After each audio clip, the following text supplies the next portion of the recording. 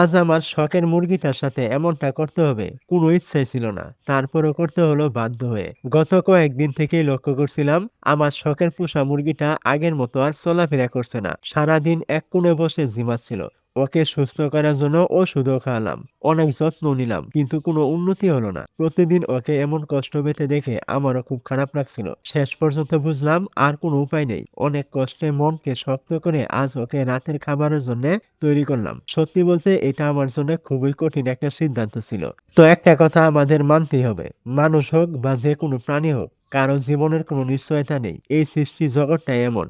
আজ যে হাসছে, কাল তার জীবনে কি ঘটবে কেউই জানে না। সময়ের এক একটা মুহূর্ত যেন অজানা এক গল্প। আমরা কত পরিকল্পনা করি, কত স্বপ্ন বুনি, কিন্তু এক সেকেন্ডেই সব বদলে যেতে পারে। খাঁচায় থাকা একটা মুরগিটাও জানে না আগামীকালটা তার জন্য কেমন হবে। সে কি বেঁচে থাকবে, নাকি তার জীবন অন্য কোনো মোড়ে থেমে যাবে। তাই জীবনকে যতটা সম্ভব ভালোবাসা, যত্ন আর কৃতজ্ঞতায় ভরিয়ে রাখা উচিত, কারণ পরের মুহূর্তটা কারো হাতে নেই। তো অবশ্যই আপনারা কমেন্টে জানাবেন আপনাদের শখের মুরগি হলে আপনারা কি করতেন। তো আজকে এতটুকু ছিল, দেখা হবে আবার নতুন কোনো ভিডিওতে।